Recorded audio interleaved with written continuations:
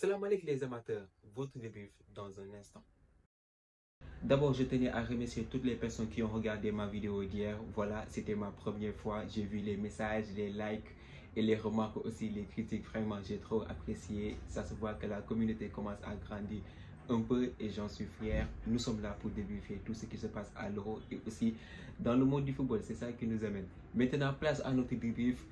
La Roja qui s'est baladée face à la Croatie sur le score de 3-0. Top performance de la part de l'équipe de l'Espagne. Franchement, j'ai adoré les voir. Comment ils ont monopolisé le ballon. La Croatie, malheureusement, le milieu de terrain qui était un peu faible avec Modric et Kovacic, malheureusement, qu'on n'a pas trouvé durant les 30 premières minutes de jeu. Durant les 10 premières minutes aussi, ils ont subi l'assaut des joueurs de la Roja qui ont allié l'expérience à la jeunesse, à l'image de Lamine Yamal et de Nico Williams sur l'autre côté. Franchement, une top perf de la part de la Roja. Maintenant, ça a été un peu difficile du côté du milieu de terrain de la Croatie. Ils ne se sont pas trouvés. Eux, ils ont un jeu qui passe normalement par là et non sur les côtés. Donc, le déplacement intelligent de Rodri, non mais quel joueur, il a été sensationnel aujourd'hui. Il a bien su cadrer le milieu de terrain. Si vous voyez très bien le match à longueur, pendant tout le match, il a été sur le dos de Modric. Même quand ils n'ont pas le ballon, le pressing de la Roja en 4-1-3-2 avec Morata Dumas et Pedri qui font le tout premier pressing. Maintenant, ils ont fait une ligne de 3. Nico Williams, Fabien Ruiz, Lamine Yamal pour accompagner ce bloc à 2 de Morata et de Pedri. De ce fait, les attaques croates, ils n'ont pas du tout le choix. Ils ne peuvent pas passer sur le côté parce que les joueurs de la Roja ont rétréci la largeur. Du coup, ils sont obligés de passer par l'axe. Et c'est là que le match devient intéressant. Parce que s'ils passent dans l'axe, Rodri avait bien cadré les milieux de terrain. Du coup, c'était impossible pour eux de trouver Modric et aussi Kovacic. Ça a été un peu compliqué, on va dire, pour la sortie de balle, pour pouvoir développer un projet de jeu clair, vu que tactiquement, les milieux de terrain de la Roja, à savoir Fabien Ruiz, Rodri, mais ils ont été incroyables. Fabien Ruiz aussi, que dire, il fait la passe sur ce but de Morata, une passe incroyable, plein dans l'axe au milieu de terrain, bien dosé, qui permet à Morata de claquer ce but 1-0 à la 30e minute de jeu. De ce fait, les Croates sont obligés de sortir pour aller chercher l'égalisation et c'est là qu'ils se font punir par un festival de Lamine Yamal sur le côté qui se donne à Fabien Ruiz qui élimine 2 à 3 joueurs pour venir claquer ce but magnifique de la part de Fabien Ruiz qui poursuit sur sa lancée à l'image de sa saison avec le PSG. Il a été sensationnel durant tout le match. Maintenant, du côté de la Croatie, ça a été un match plutôt abouti, on va dire, parce qu'ils ont eu des occasions pour pouvoir eux aussi égaliser. Mais si tu as des attaquants qui ratent à longueur de journée, ça ne va pas le faire. Ça ne va pas le faire. Malheureusement pour eux, ils ont eu les occasions pour marquer pendant la deuxième mi-temps. Ils sont venus, ils ont été un peu plus entreprenants. Ils se sont mis à faire de longs pressing, des courses qui ont été fatales au milieu de terrain, je précise, à l'image de Kovacic et Modric. Surtout Modric qui ne peut pas faire ce genre de course vu son âge, mais ils ont été tous les deux remplacés à la 66e minute. Ça a été un peu compliqué, on ne les a pas beaucoup vus, ils n'ont pas beaucoup exploité l'espace. Je veux dire que cette gap entre Rodri et Modric et aussi Fabien Ruiz et Kovacic, les deux milieux de terrain n'ont pas pu exploiter ce gap pour la remontée de balle. Du coup, on ne les a pas vus en premier mi-temps et à la deuxième mi-temps, ils ont sombré. La qualité de jeu aussi proposée par le milieu de terrain de la Roja, il a été sensationnel. Ils ont été incroyables. Que dire des deux boys, ces deux bandits-là, à savoir Nico Williams et Lamine Yamal. Mais Lamine Yamal, il a failli tuer Guardiola.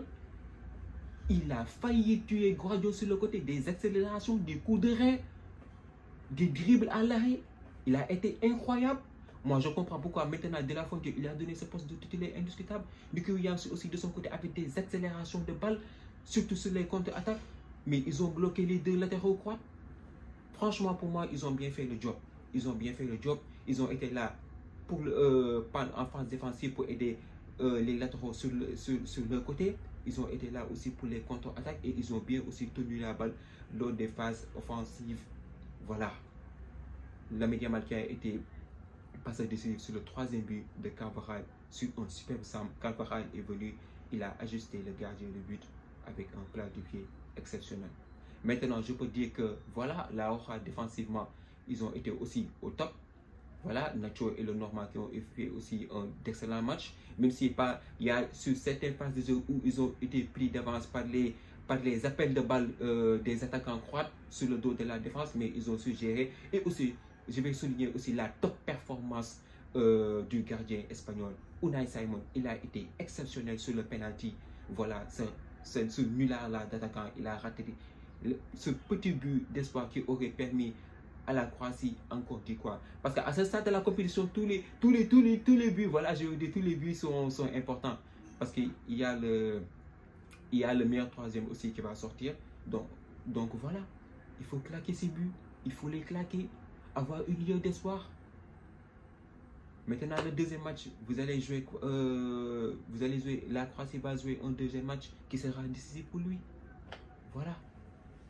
S'il se fait taper, il rentre chez lui. Maintenant, je peux dire que victoire obligatoire pour la Croatie, ils vont devoir se gérer. Voilà.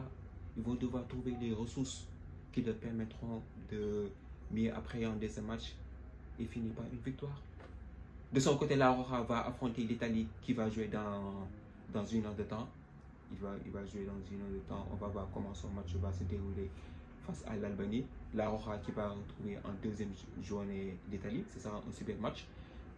Le seul point noir de cette rencontre, c'est qu'ils ont perdu Morata sur blessure. Donc, on va voir après, à travers le communiqué, comme l'évolution de sa blessure. Mais je pense qu'au deuxième match, nous allons assister à un très beau spectacle. Voilà, parce que ce sont deux nations qui se connaissent bien. Ils sont affrontés à l'Euro 2020.